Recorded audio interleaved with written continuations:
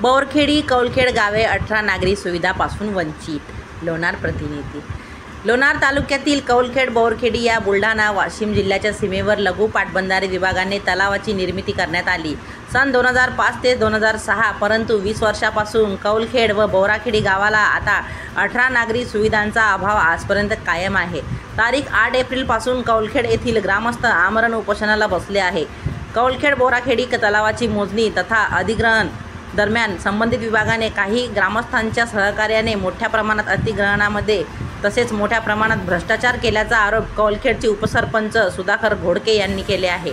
त्यामुळे चुकीचे काम करणाऱ्या शेतकऱ्यांच्या मोजण्या थांबवाव्या व लोकांचे अर्ज जमीन, आंब्याची झाडे, गोठे संपादित करण्यासाठी थांबवावे तसेच कौलखेड गावाचे पुनर्वसन करण्यात यावे. या संदर्भात आमरण उपोषणाला ग्रामस्थ बसलेले आहे.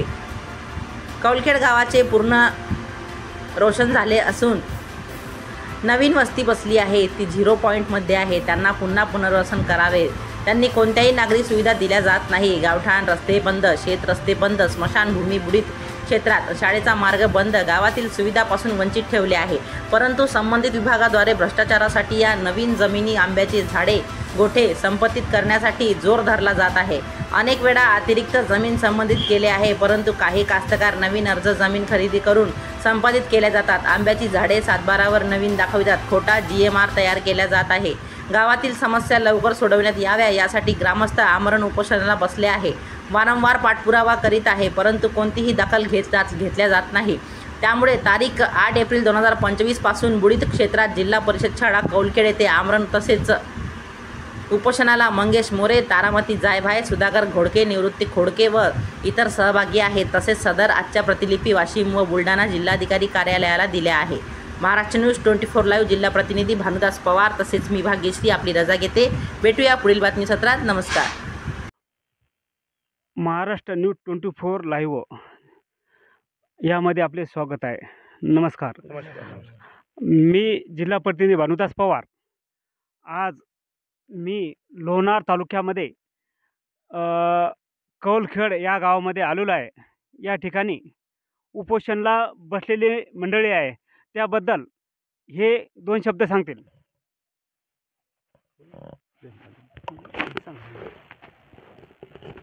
मी सौ तारामती बद्रीनाथ जायभाये, मुक्काम पोस्ट वढव कौलखेड, गट ग्रामपंचायत, तालुका लोणार, जिल्हा बुलढाणा. कौलखेड गावामध्ये वाशिम जिल्ह्यातून बोराखेडी गावामधून धरण झालेलं आहे. 2005 ते 6 पासून आतापर्यंत 18 नागरिक सुविधेमध्ये या अधिकारी कर्मचाऱ्यांनी कोणतीही सुविधा राबवलेली नाही.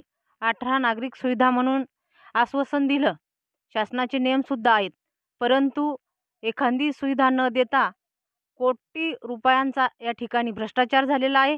तो म्हणजे असा की 3-3, 4-4 वेळेस संपादित करून आज आंब्याची झाडाची लागवड करायची, उद्या फोटो काढायचा आणि परवा अधिकारी कर्मचाऱ्यांनी चेक बनवायचे, असा कोट्यावधी रुपयाचा भ्रष्टाचार झालेला आहे.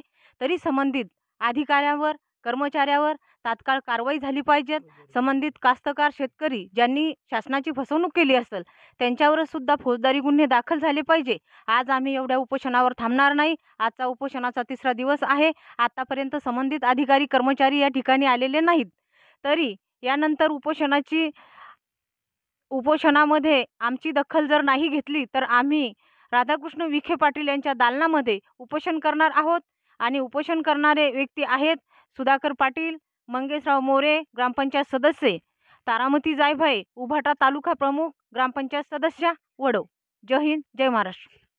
धन्यवाद ताई. आज या ठिकाणी 3 दिवसापासून उपोषणाला बसलेले आहे, तर आपण सुद्धा 2 शब्द सांगतो. सुधाकर निवृत्ती खोडके, शिवसेना शाखा प्रमुख, माजी उपसरपंच, वडव कौलखेड. आमच्या गावामध्ये 18 नागरिक सुविधाची दुर्दशा लावलेली या शासनाने. काही कास्तकाराचे पैशाचे देवाणघेवाण करून, दिशाभूल करून चेकाचे वगैरे कामं करतात आणि शाळा विस्कळीत झाली, रोड पूर्णच कामं विस्कळीत. याच्याकडे कोणी दखल घेत नाही. आम्ही 3 दिवसापासून इथं बसलेलो आहोत. आमच्याकडे कोणी दक्षता घेणे. जर यानंतर नाही घेतली, आमच्या मॅडमने, तारामती जायभाये मॅडमने आता सांगितलं, आम्ही मंत्रालयासमोर उपोषण करू. याचे परिणाम आमच्यावर काही झाले याचा विचार शासन करेल. जय हिंद, जय महाराष्ट्र. ठीक आहे. मी मंगेश अशोक मोरे, गड ग्रामपंचायत वडव कोलखेड येथील सदस्य असून उपोषण करण्याचं कारण असं 2005-06 पासून हा प्रकल्प बोरखेडी तालुका रिसोड जिल्हा वाशिम या अंतर्गत कोलखेड गावाचे पुनर्वसन झाले असून हे गाव लोणार तालुक्यात येतं आणि या गावामध्ये आत्तापर्यंत 18 नागरी सुविधापैकी एकही सुविधा योग्यरित्या राबवली नाही आहे.